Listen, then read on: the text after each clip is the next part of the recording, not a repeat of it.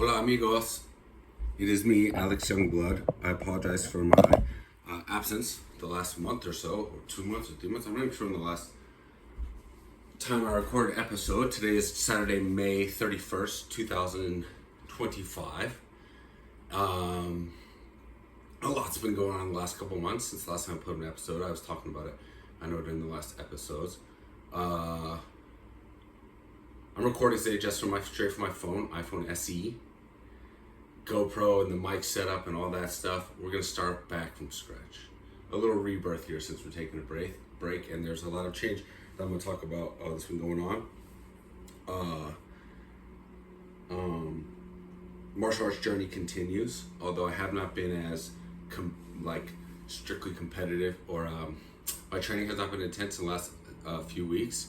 Because I think I alluded to this earlier. I met a girl at the gym, and her and I have been dating the last 3 months, and things are going very well, and I'm very excited about that. At the same time, I'm moving to Portland. My family is moving to Portland, my LA family here. My friend Lucas, my friend Sue, his wife, and my two beloved little angelitas, Jojo and Emmy.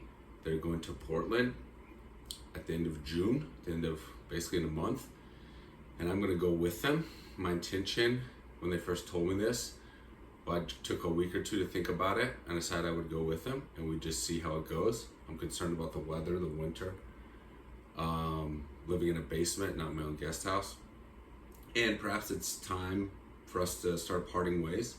So it's a good, natural break potentially, unless I get pregnant a third time, which is definitely on the table. So I told them I would go with them.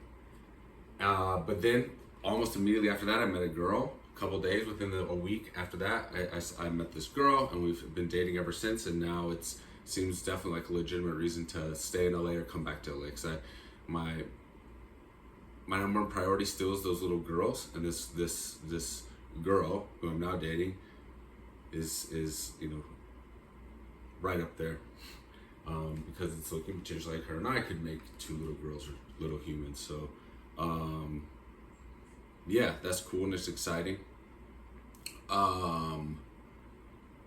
So that being said, I haven't been training as much.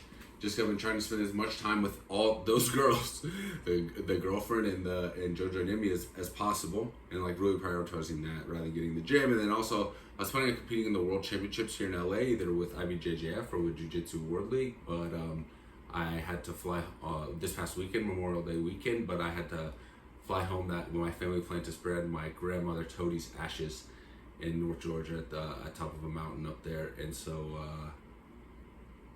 in Appalachia, at the base of the foothills of the Appalachian Mountains, kind of, or the beginnings of the Appalachian Mountains, which is a place that my grandmother loved to hike and was a leader of the Appalachian Trail Club up there. And told her I love you very much and miss you. So it's cool to be back with my family doing that, but no jiu-jitsu tournament. But yeah, I'm feeling lucky, I'm feeling happy. It's good to see my family. It's always the base. And Tody, thank you for helping us build that base of a love. We have a small family, but we love each other very much. And so it's good to be home with them. Feel gratitude for that. Feel settled and strong, have strength based in that. Come home now to LA, which is my home, although it's an unstable home now because we're leaving. I have my little family here, and now I have, which I was cool with even without a romantic partner or stable romantic partner, and now I have that as well. But it is all, very short term right now. We've got about a month left of this stability, or the current routine, and so that's a little disheveling, but change promotes growth, and so we'll all grow and get stronger and better because of this. And so just trying to stay present in every moment and enjoy every day, not really think about the future, definitely not think about the past. Go up to Portland, and I'm sure I'll miss my new girlfriend here terribly, and that's gonna be the impetus for a move back here, probably to LA if I do think about the future for a minute, if I anticipate. Well, we shall see. And I'm taking from there. I'm not even really looking into planning about what I'm going to do for work or living. We'll just have money in the bank, and we'll just take it day by day, month at a time, and just try to enjoy each day's life, and potentially a big reset. So that's what's going on. That's where I've been. That's where I've been kind of also less focused on the podcast and recording. And for that, I apologize. The podcast will never die. Don't worry. Or whatever form it is, whatever new version of this comes as technology develops. But this form of self-expression will never die as far as I'm concerned. And yeah. Sports wise, like my consumption of sports, man, I got deep into NHL and NBA playoffs. The NBA is rigged. The fact that the Mavericks got the fucking number 1 overall pick after Luka trade is fucking ridiculous. So it's really actually just produced a sense of distaste for me about pro sports, man. And I don't know, and also being less obsessed with training martial arts, man. I don't know. But NHL, I started watching hockey. Most hockey I've ever watched in my life. I mean, that's just, I don't know if that's a good thing or a bad thing. I remember I said on one episode of this way back in the day with Hunter, one of my best childhood friend, Hunter, that like I said on one of these episodes, like there's an